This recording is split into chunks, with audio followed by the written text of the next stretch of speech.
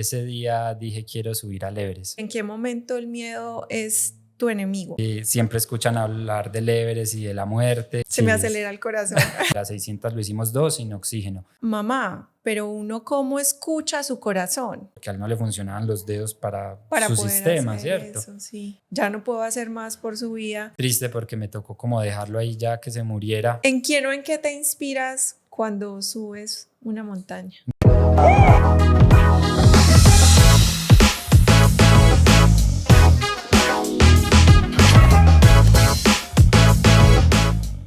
Hola a todos, bienvenidos a un nuevo episodio de Green Souls. Hoy estamos con un invitado muy especial porque es una persona extraordinaria que ha logrado cosas extraordinarias. Yo no lo he hecho. Sí he escalado mis propias cimas y superado uno que otro impasse, pero no así como tú. No me voy a extender más en esta presentación. Te admiramos un montón y no te imaginas, Mateo, la cantidad de veces que nos sentamos a decir lo queremos en este podcast porque necesitamos que cada vez más y más personas conozcan la magia y el encanto de almas verdes como tú. Bienvenido. No, muchas gracias, Ana, por la invitación. Bueno, muy contento de estar acá con ustedes. Y nada, la orden para todo lo que necesiten, a escuchar mi historia. Bueno, espero que sea motivadora e inspiradora para muchas personas. Yo estoy completamente segura de que así será. Mateo, cuéntame quién eres tú, qué haces, a qué te dedicas. Bueno, a ver, yo soy Mateo Izaza, soy esposo de Liliana, padrastro de Emiliano, estudié biología, luego estudié guianza turística y digamos que me dedico en este momento a ver, toda la vida he tenido el hobby de subir montañas, de escalar montañas y tengo también la fortuna de compartir con la gente los escenarios bonitos de este país, de este maravilloso país, de este planeta también. Yo soy, pues como lo dije, guía de turismo también, entonces hago viajes de naturaleza alrededor de Colombia y otros países y bueno, eso es como en lo que, digamos, invierto mi tiempo. Además de la cantidad de cosas que haces y a las que te dedicas, yo voy a decir que Mateo está acá por algo muy especial y es que ha subido el Everest. Digo muy especial porque es que de verdad muy pocas personas en el mundo tienen el privilegio de lograr un reto y un sueño como este. ¿Cuándo decidiste tú en la vida que tú ibas en algún momento a llegar a la cima del Everest? Bueno, es una buena pregunta y es fácil también de responder porque recuerdo que la primera vez que subí una montaña, ese día dije quiero subir al Everest. Fue como un amor a primera vista con las montañas. Fue hace un poco más de 21 años, tal vez 22. Y tuve la suerte de que escalé el Nevado del Tolima con precisamente el colombiano que había subido la primera vez al Everest, el primer colombiano en el Everest, con Manuel Arturo Barrios. Él fue mi guía y en esa expedición me contagió como su amor por el Himalaya, por el Everest, por las montañas. Siempre estaba ligado al deporte. En ese momento estaba como entrenando para una carrera de aventura que iba a hacer en el Parque de los Nevados y me fui a entrenar allá, a conocer qué eran las montañas y bueno, ese fue como amor a primera vista. Y con las historias de Manolo, nada, yo ese día dije, yo voy a subir el Everest, sé que falta mucho, sé que me tengo que preparar, pasarán muchos años, pero digamos que fue un sueño, un deseo que salió de mi corazón y un sueño que trabajé pues casi 22 años. O sea que llegaste hasta el Everest por casualidad, porque estabas entrenando para una carrera. Sí, yo estaba entrenando para una carrera y la carrera iba a ser en el Parque de los Nevados. Y yo nunca había ido a una gran montaña, no sabía que era un frío extremo, yo era muy joven, tal vez 17 años tenía. Y entonces fui con unos amigos que me invitaron a subir para que conociera, porque la carrera era en un mes y allá fue que me enamoré de las montañas. Pues a ver, allá pasamos casi 4 días escalando el Nevado del Tolima y Manolo es, o en ese entonces, creo que tal vez ahora también uno de los colombianos con más experiencia en montañas del mundo. Había estado en el Himalaya unas 4 o 5 veces, escalado por el mundo, por Sudamérica, en todos los continentes.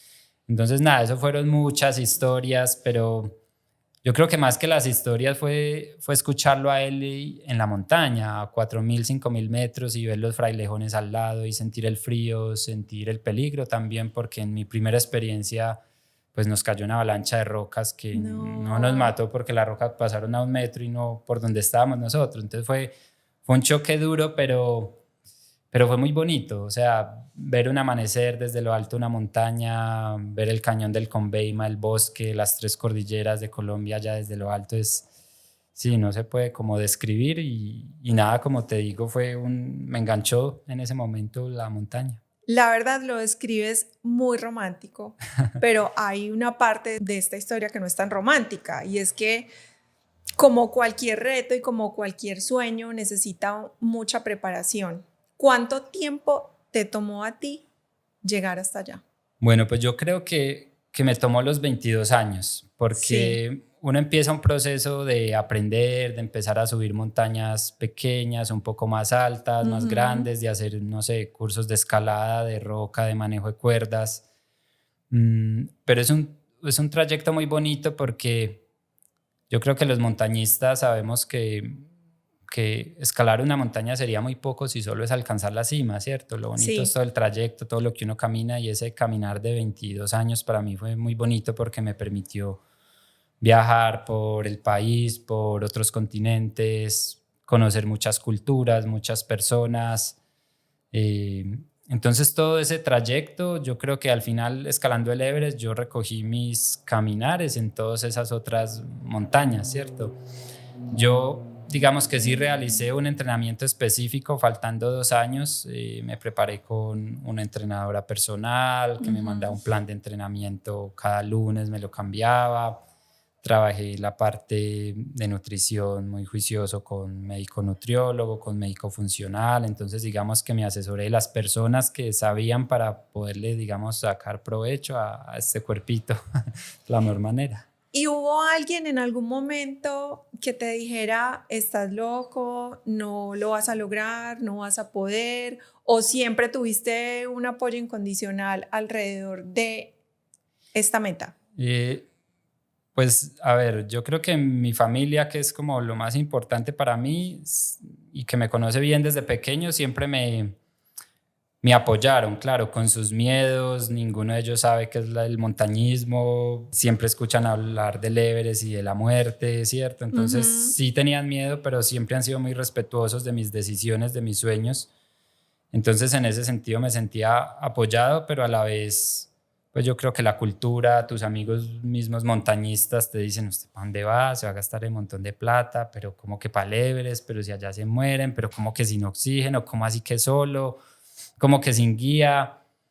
Entonces, claro, hay un montón de cosas que te dicen no vayas, ¿cierto? Pero también eso es un poco lo bonito de estos retos, que es vencer los miedos, atreverse, confiar en uno, prepararse. Yo no era un loco que arranqué para el Everest, quiero ir al Everest. No, yo me preparé pues 22 años básicamente. ¿En qué momento de ese camino el miedo es tu amigo y en qué momento el miedo es tu enemigo, definitivamente?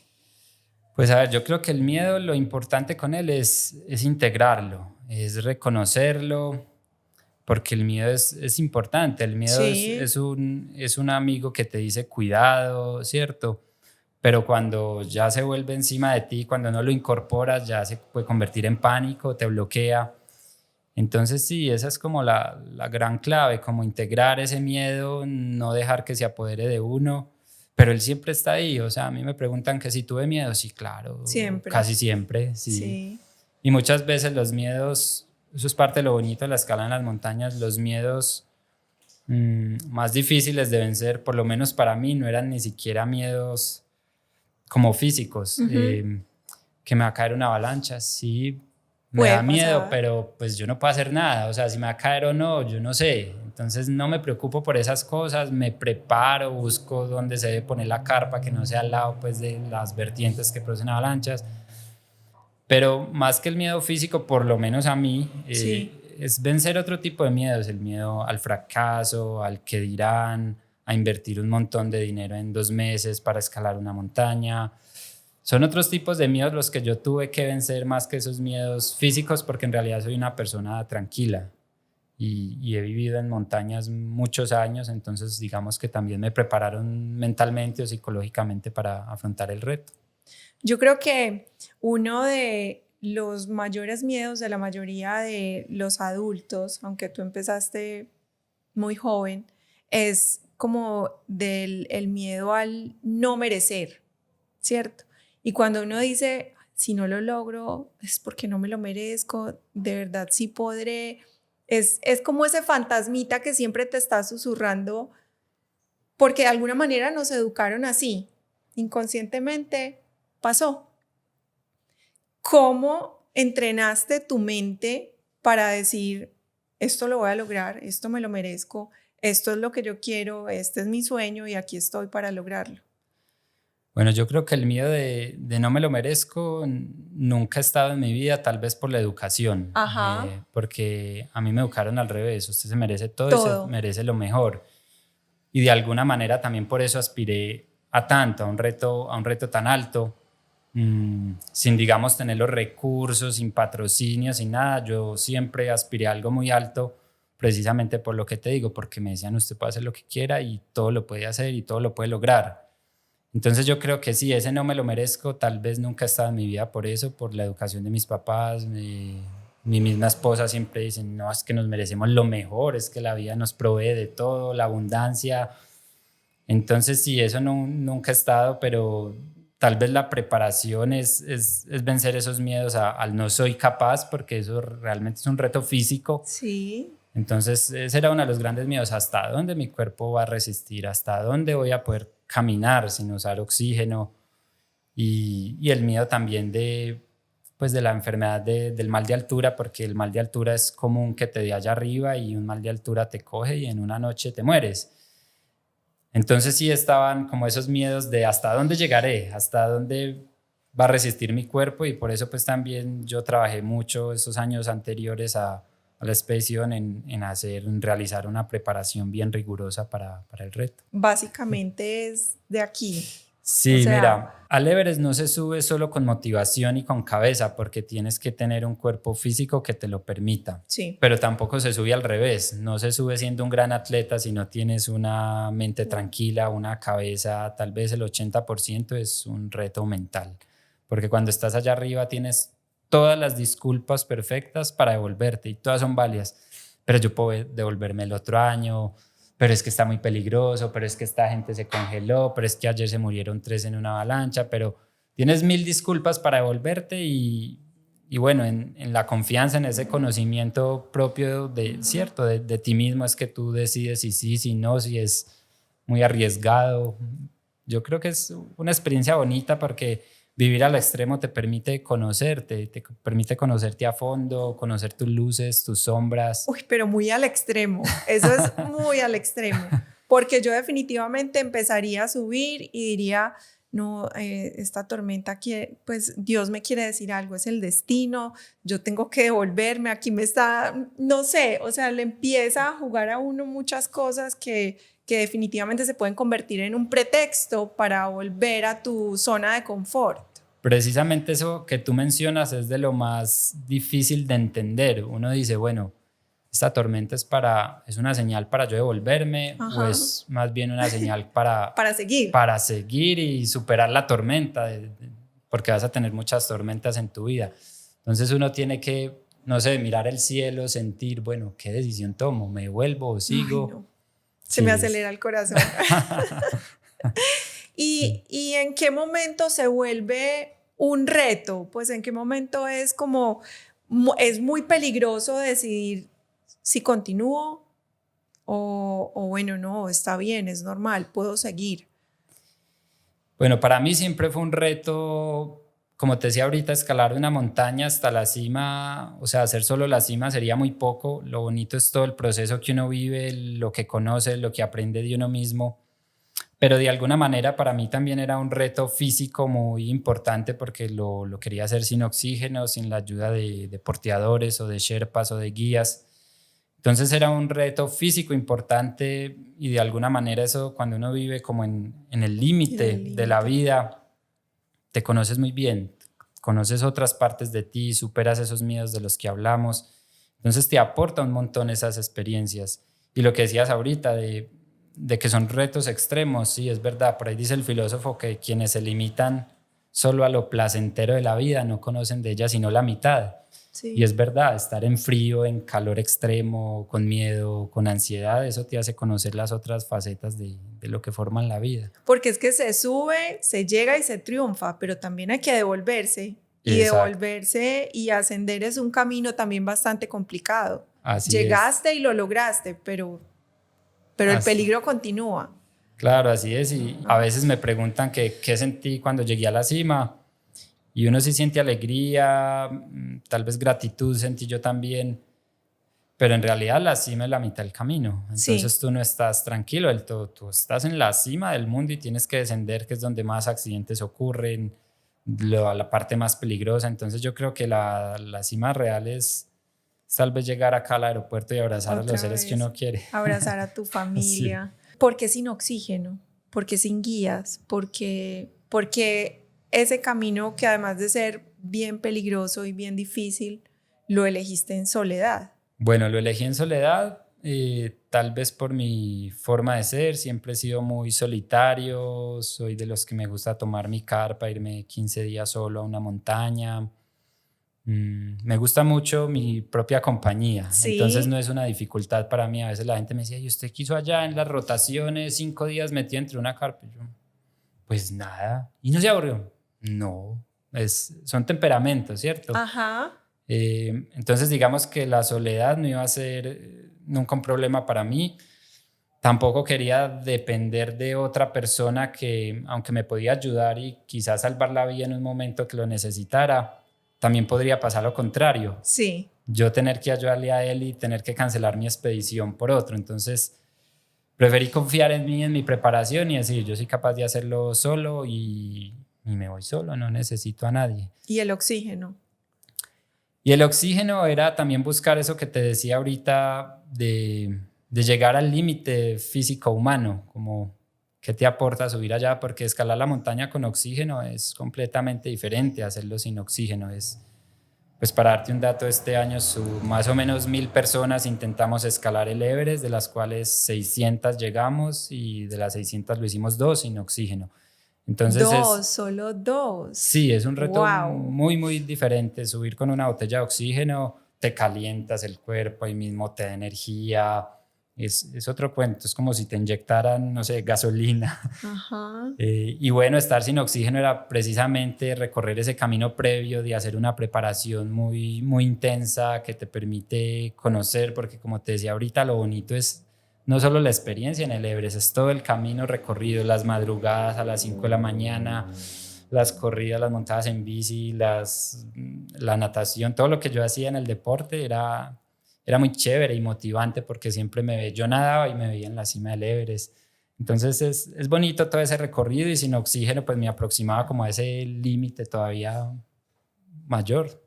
Bueno, y en ese camino en soledad, digamos que te puedes encontrar a muchas otras personas. ¿Has visto en el camino morir a alguien? Bueno, a ver, desafortunadamente este año en el Everest fue la temporada con más muertes en la historia, murieron 17 personas. Cuando tú llegas al Everest para escalar la montaña, tú tienes que contratar una expedición que te presta los servicios en el campamento base. Sí. Entonces tú compartes con otros escaladores de otras nacionalidades. En mi equipo éramos 10 escaladores con aproximadamente unos 30 Sherpas, que es como la etnia, como los indígenas de esa región del Valle del Khumbu, donde está el Everest en Nepal. Ellos son los que hacen las veces de guías, de porteadores, de cocineros. Entonces digamos que éramos, no sé, 40, 45 personas en total entre escaladores y sherpas. Sí. Y de mi expedición murieron 3 personas desafortunadamente. Entonces uno de ellos era un chico pues que yo había conocido allá, pero con el que llevaba compartiendo más de 1 mes y medio, desayuno, almuerzo y comida, con el que hablaba, que habíamos como formado una amistad de corto tiempo, pero... ¡Qué fuerte! Sí, él se muere desafortunadamente en el campo 4. Yo no me di cuenta porque el campo 4 es un lugar aterrador donde pasan vientos todo el tiempo a menos 40 grados centígrados, entonces tú te cierras en tu carpa y tú no ves qué pasa en la carpa del lado. Y él murió ahí mientras yo hacía cima, él nunca salió y y murió en la carpa. Y bueno, no sé si les voy a contar un poquito de cómo funciona la expedición, pero Ya, también eso llegando te a iba la a preguntar, cima a eso pasó iba, otra historia, sí. a eso iba, cómo funciona la expedición, como para seguir entendiendo cómo es el proceso, cuáles son los peligros. Y ahorita me cuentas la otra historia llegando a la cima, que me parece Bueno, bien fuerte también. sí, básicamente pues para escalar el Everest uno toma un vuelo desde Katmandú, la capital de Nepal, llega a un Sí. pueblito donde empieza la caminata que se llama Lukla y ahí camina uno aproximadamente 8 días por las montañas. Es un camino precioso lleno de montañas de 6.000, 7.000, 8.000 metros. Caminas 8 días hasta lo que se llama el campo base del Everest, que es, Ujú. digamos, un campamento de aproximadamente 2 kilómetros de largo que está construido sobre un glaciar que se mueve todos los días un poquito. Entonces, digamos que no hay ninguna construcción fija ahí, solo son carpas y arman esos 2 meses del año en que vamos a escalar. Solo, el Everest solo se escala en abril y en mayo, que es la temporada donde hay pocos vientos, por decirlo de alguna manera, y Sí, que el clima es, digamos, propicio para uno ascender la más montaña. amigable. Exacto, más amigable. Entonces en esos 2 meses se construye toda esa gran ciudad en la que convivimos 1.000, 1.500 personas de aproximadamente 100 nacionalidades diferentes, todos con el mismo objetivo de subir una montaña. Y a partir de que tú llegas al campo base del Everest, que está a 5.300 metros, como para darnos una idea de la altura del Nevado del Ruiz, Sí. ahí vas a pasar la mayor parte del tiempo donde vas a vivir, ahí tienes tu carpa. Bueno, hoy en día hay expediciones que ofrecen unos servicios súper lujosos con cama, televisión, internet satelital, cobija eléctrica, calentador, todo lo que tú te imagines, lo ofrecen allá en el campo base. Pero si tú te quedas en el campo base, en esa comodidad, ¿sí lograrías continuar ese camino Sí, en otras condiciones? sí, en realidad lo que permite el campo base es recuperarte, porque una vez tú estás en el campo base empiezas a ascender otros 4 campamentos que hay, el campamento 1, 2, 3 y 4, así los Ajá, denominamos, ajá. y tienes que ascender a ellos y dormir y pasar varias noches, volver a bajar al campo base a recuperarte, porque arriba en esa altura extrema tú no duermes bien, no comes, entonces tú te estás aclimatando, pero tu cuerpo se está desgastando. Entonces la gran clave es como tener un balance entre la aclimatación y digamos el estado físico, ¿cierto? Sí. El desgaste del cuerpo físico. Entonces tú empiezas a ascender la montaña, subes al campo 1, duermes, luego subes al 2, duermes, luego bajas otra vez al campo base y en el campo base tú te recuperas, comes, duermes bien, el cuerpo se nutre nuevamente, Ujú. vuelves y subes otra vez a los campamentos de altura y así te la pasas como un mes y medio aclimatando el cuerpo a la altura extrema. Lo que la mayoría de las personas hacen, pues como lo hacen con oxígeno, ellas hacen una rotación, suben como hasta el campo 3, 7.200 metros, bajan al campo base y hoy en día en el campo base ya están tomando un helicóptero, van a descansar a Katmandú en un hotel 5 estrellas, allá en una buena cama, Sí. comes, el cuerpo otra vez Coge mucha coge fuerza. fuerza, pero no pierdes la aclimatación, porque la aclimatación es básicamente crear glóbulos rojos para coger el poco oxígeno que hay en el aire y esos glóbulos Ok. rojos te duran, pues dicen que duran 3 meses, aunque la aclimatación no te dura más de un mes, pero con que descanses una semana en Katmandú es perfecto. Llegas otra vez al campo base en helicóptero y estás listo, estás aclimatado y fuerte. Ya lo que toca es esperar un parte meteorológico que diga en tal fecha va a haber buen clima para ascender a la cima.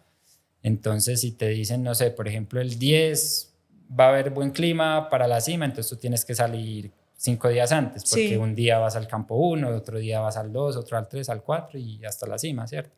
Entonces, digamos que así funciona la escalada, un proceso de aclimatación previo y esperar un parte meteorológico para ya y sí lanzarse a la cima. No tenía ni la menor idea que uno subía y volvía a bajar y subía y subía un poquito más y volvía a bajar. Sí, claro, si tú llegas al campo base hoy, en teoría son solo 5 días para subir a la cima, Ajá. pero si lo intentas, te vas a morir porque tu cuerpo no está aclimatado y no vas a ser capaz de caminar. De hecho, es muy bonito ver cómo el cuerpo se adapta a la altura. Yo recuerdo que hacía una caminata del campo base al campo 2.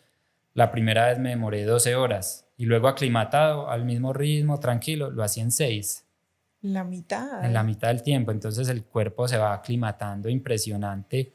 Es muy bonito sentir que el cuerpo es tan perfecto y que se adapta a esas alturas extremas.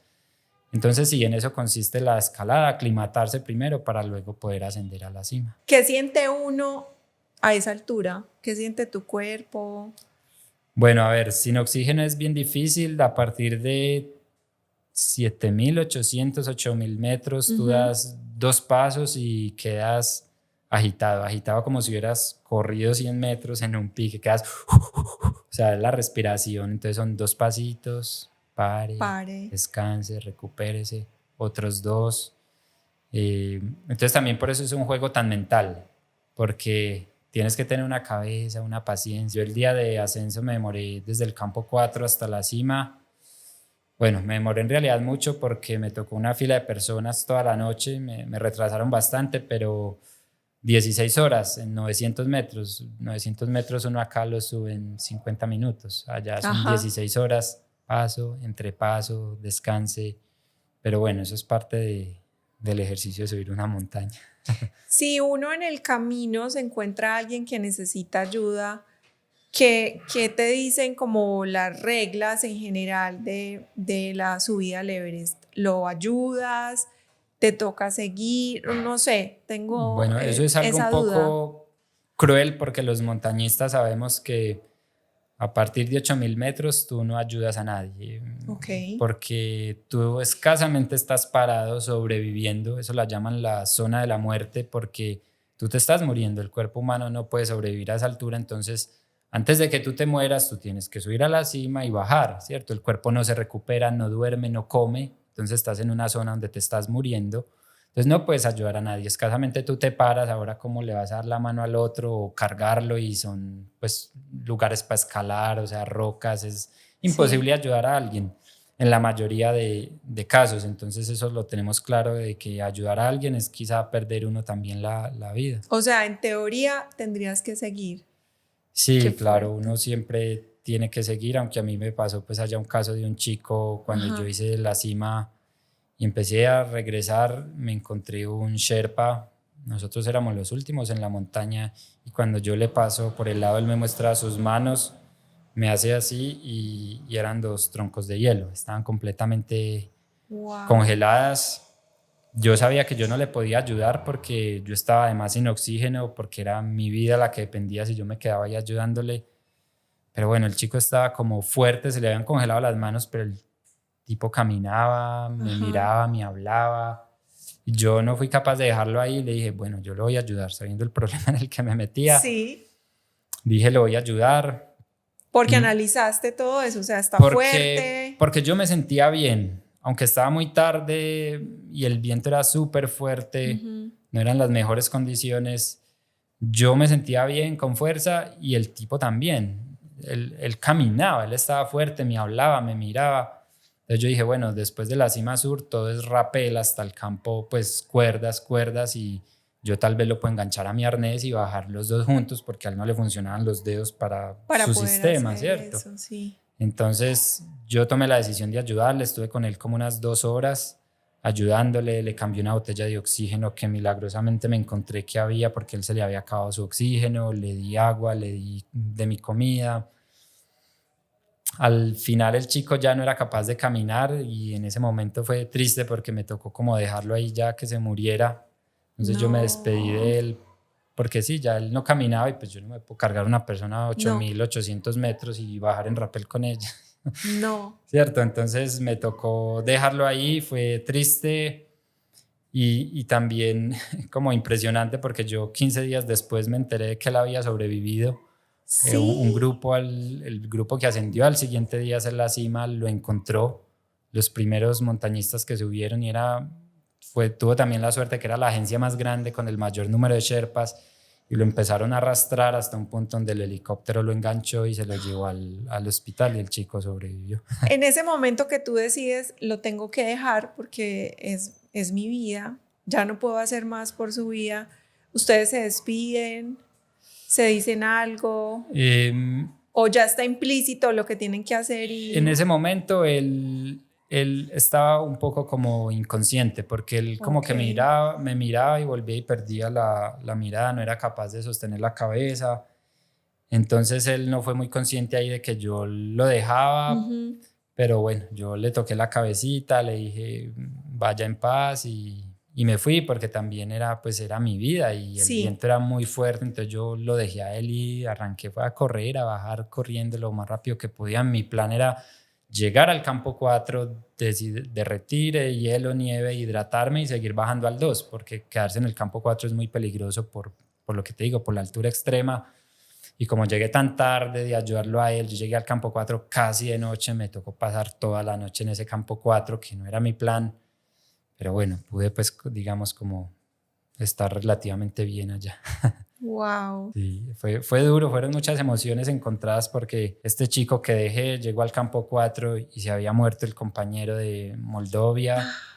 Y luego 8 días después un Sherpa con otro de los compañeros de la expedición llegando a la cima se caen al vacío, nunca regresan, entonces fueron finalmente 3 muertos en mi expedición y tú estás contento porque llegaste a la cima, pero a la vez ves que tus amigos no regresaron. Digamos que afortunadamente no eran mis amigos de toda la vida, los había conocido allá, entonces uno se desprende, bueno, tal vez fácil o trata de hacerlo y trata de quedarse con lo bonito de la experiencia, pero eso es la montaña y es parte de lo bonito, que es como una metáfora de la vida, pasa de todo allá.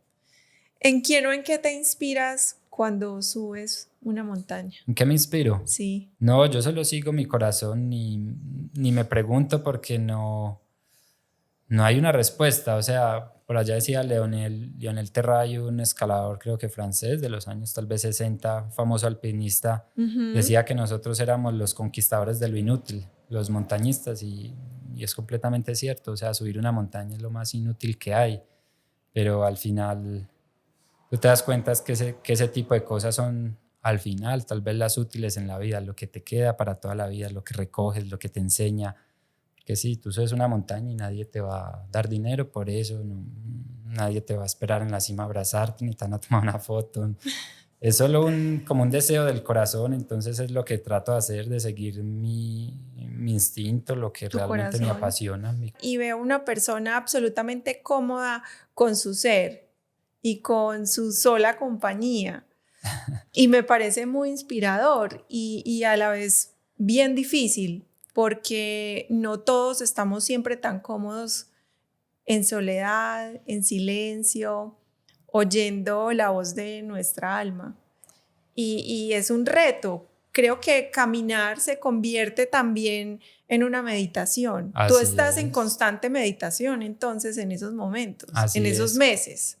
Así es, sí, meditar no es sentarse en flor de No, loto a cerrar los ojos, no, la meditación caminando eso es una meditación, es perfecta y yo a veces tuve que pasar allá 5 días metido en una carpa esperando una tormenta, no podía ni salir y ¿qué hace uno ahí? ¿qué Meditar, haces? estar ¿Llevas un tranquilo. libro? No, nada, ¿Escribes? yo no Porque yo escribo. llevaría libro, un cuaderno para escribir. No haces nada de eso. No, yo no hago nada de eso, ni leo, ni escribo un diario, nada. Me gustan otras cosas, por ejemplo, yo abría una ventanita de la carpa y Ajá. miraba, había algo muy bonito y era como el viento se llevaba la nieve y creaba unas formas, no, una cosa preciosa, como una especie de dunas de De nieve. nieve.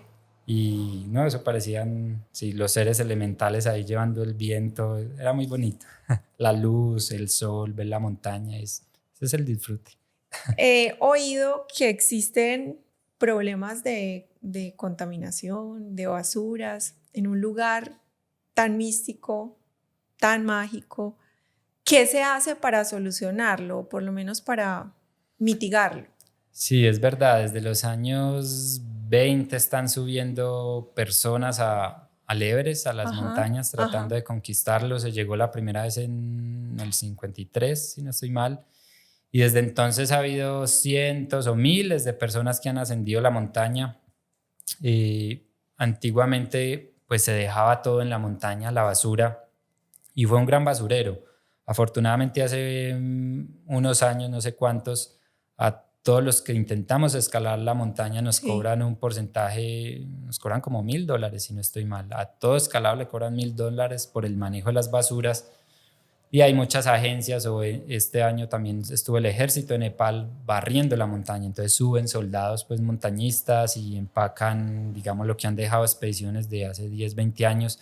Ahora la montaña está muy limpia y solo se ve todavía bastante basura en el campo 4, que es un lugar muy difícil pues de evacuar la basura, porque ves carpas de hace 10 años y están ya mezcladas con el hielo, y el hielo es como cemento, entonces es muy difícil recoger esa basura, pero sí se maneja ahora. O sea, todos los desechos en el campo base se bajan, no queda nada allá. Los baños es obligatorio pues hacer en una caneca, y esas canecas se las llevan. Entonces, sí, desafortunadamente todavía hay algo de basura, pero ya se ha mejorado bastante en ese tema. Siempre he hecho lo que ha dictado mi corazón. Yo cuando salí de la universidad, yo estudié biología, como les dije, y cuando salí de la universidad yo sentía que no quería empezar a trabajar como me decía la cultura, sino que era el momento de viajar y recorrer, y así hice un par de años, me recorrí los 32 departamentos del país, y finalmente, sin nunca pretenderlo, terminé trabajando de guía porque las personas me empezaron a buscar: vos conoces allí, ¿por qué no me llevas tan? Y terminé formando una agencia, viviendo de mi De lo que hobby, te de lo que apasiona. me apasiona. Entonces también ese es como un bonito, digamos, mensaje que me ha dejado la vida, ¿no? Es que siga su corazón, no importa si ahora no ve cómo la parte económica o cómo lo va a hacer, siga, que la vida le ayuda, pero hay como que lanzarse y dar el Hay pasito. que fluir. Sí, hay que fluir, hay que seguir el corazón, que la vida finalmente confabula para ayudarle a esos sueños que uno tiene. Una de las preguntas que te tenía era, ¿qué le dirías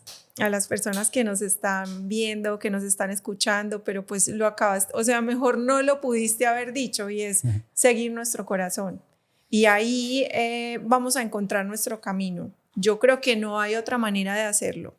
Sí, yo creo que esa es la clave, o sea, seguir el corazón, porque es así como encontramos nuestro verdadero propósito en la vida, ¿cierto? Nuestra misión, cada uno yo creo que tiene una misión diferente, pero nada, es lanzarse, sentir lo que uno quiere, lo que le apasiona, porque no hay otro ser humano igual a uno, ni con las mismas capacidades. Tú eres el mejor para esto, pero aquel es el mejor para eso. Cuando se comparan es que hay los problemas.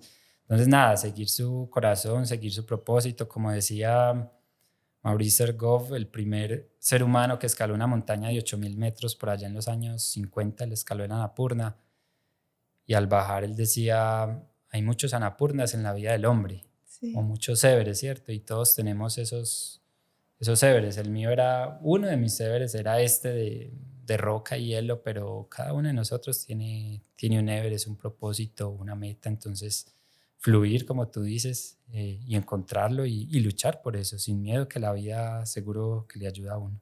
Sin miedo o con él, O con él, pero pero, integrado. pero intentarlo.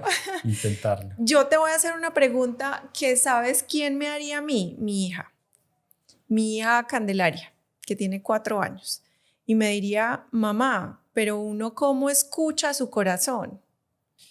Es difícil.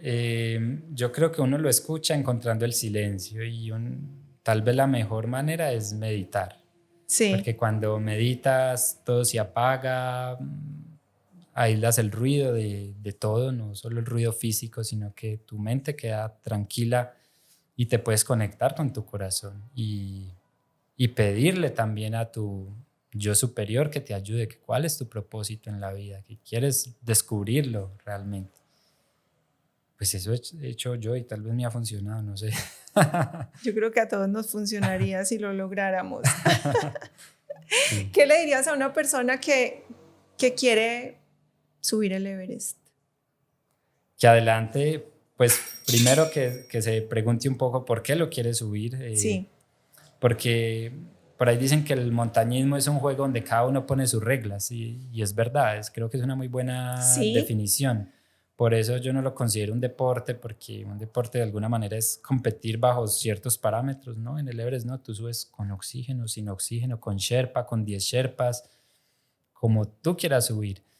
Eh, y eso es lo interesante, porque ¿cuál es tu reto? ¿Por qué quieres subir el Everest? Algo nos enseña siempre la montaña, pero si ese es el deseo del corazón, adelante, a prepararse con conciencia, a disfrutar ese camino para llegar a la cima, que eso es lo bonito de la montaña, no la cima es la cerecita del pastel, pero Sí, a disfrutar como el proceso del esa es la camino, clave. porque muchos nos enfocamos en llegar, pero no nos disfrutamos ese día a día que nos va tomando y esos retos que se nos van presentando en el camino, en la subida y en la bajada, como lo he dicho antes, que las dos partes me parecen igual de complicadas, sí, y de bonitas y de mágicas y maravillosas.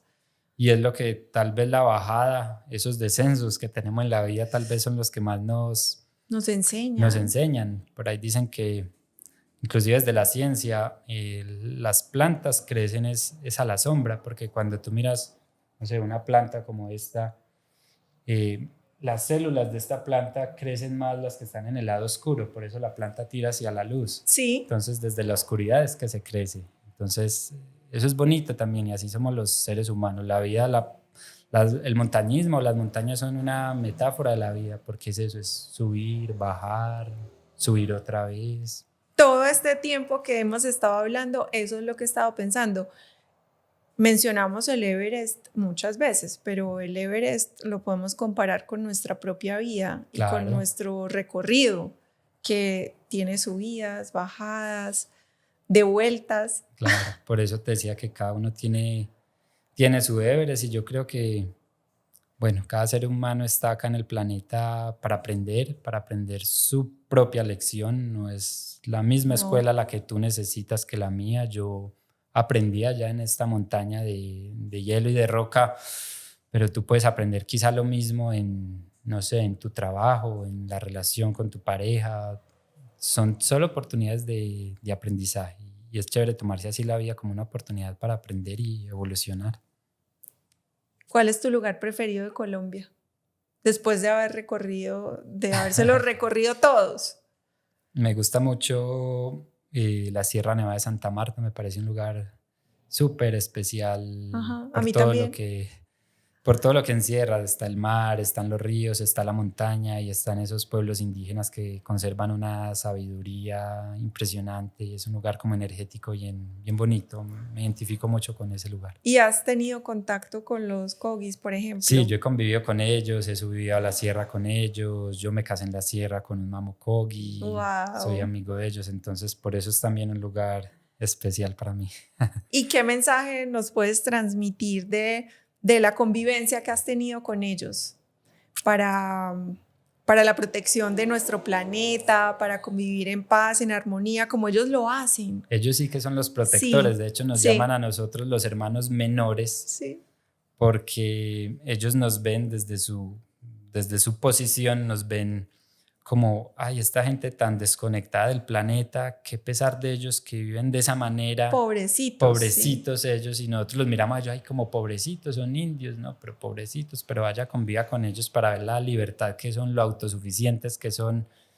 Y sí, la manera tan diferente de ver la vida, su relación estrecha con la naturaleza, porque sus dioses son la naturaleza. Entonces el pelo largo de los indígenas es porque representa los bosques, entonces por eso no lo cortan, y la ropa blanca representa las montañas, y el gorrito de los Kogis es los picos Bolívar y Colón. Todo tiene una representación muy bonita. Las malocas son el útero de la mujer. O sea, todo tiene un sentido muy bonito para ellos, ven la vida de otra manera. Hay muchas personas que no saben, pero allá hay Kogis que nacen y desde bebés los meten en una cueva 20 años sin ver la luz. Esos son los mamos. Y aprenden otras cosas. Ellos salen de allá con otros dones.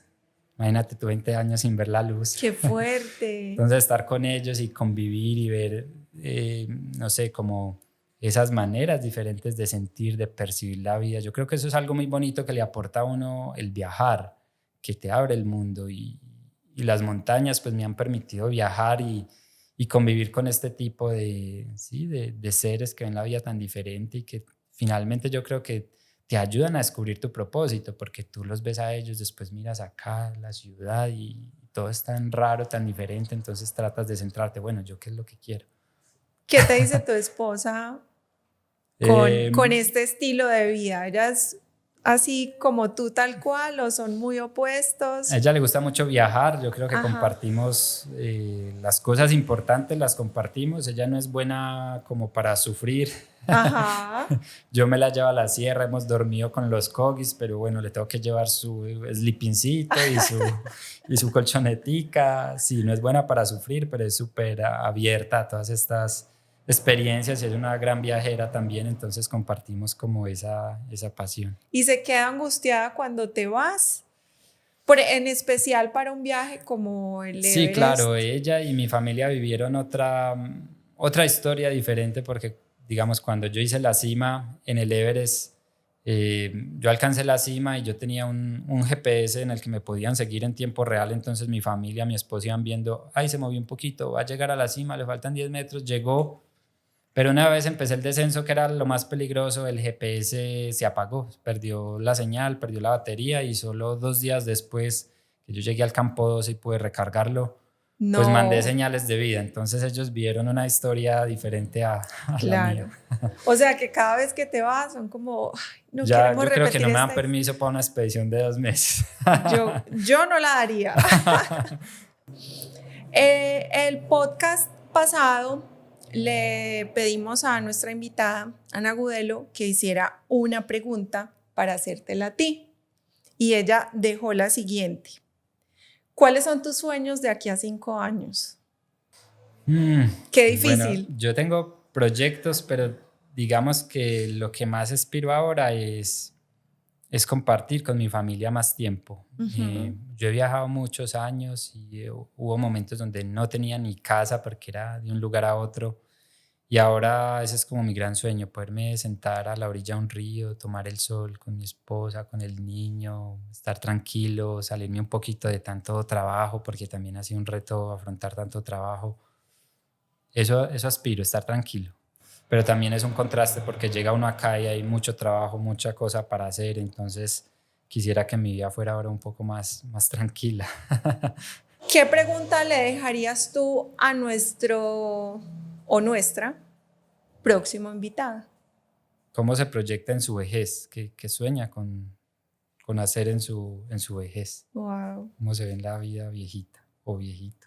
¿Cómo te ves tú? Yo me veo, ese es mi sueño, tener algo en algún lugar natural, una finquita al lado de un río, bien tranquilo, quizá en la sierra con los cogis, ¿por qué no? Sí. Y vivir una vida sencilla, porque finalmente, sí, yo me he dado cuenta al viajar con los cogis, con los guayús, que la riqueza consiste en desprenderse y no en acumular, y la felicidad va ligada a eso también, darse cuenta de que nada es demasiado importante. Nada material es demasiado Exacto, importante. nada material. Las así verdaderas cosas y las más valiosas las encontramos aquí y en las personas que amamos. Así es. Mateo, qué delicia de conversación. Muchas gracias por estar acá, por aceptar la invitación, por compartir un pedacito de tu vida, por dejarnos ver ese corazón tan bonito que tienes. Y no, pues yo espero que nos volvamos a ver y de verdad de esta conversación hay segunda parte, prometido, porque el Kilimanjaro quiero saberlo todo y sé que más de una persona allá también quiere. Bueno, no, que así sea, que haya una segunda conversadita. Gracias a ti, Ana, por invitarme, a todo el equipo por estar interesados en la historia mía. Bueno, de verdad que un gusto de haber estado acá compartiendo con ustedes un poquito de mi vida. Y sabes qué orgullo que seas colombiano. Gracias, muchas gracias. Gracias a los patios Cool Living por prestarnos este lugar tan lindo y tan chévere para grabar nuestro podcast. De verdad nos sentimos muy felices aquí. Si de alguna manera este podcast te tocó el corazón, un pedacito de tu alma verde, por favor, pues déjanos un comentario aquí, síguenos, escúchanos, nuestras redes sociales están abiertas para ti, para que seas uno más de esta familia verde que cada vez es más y más grande.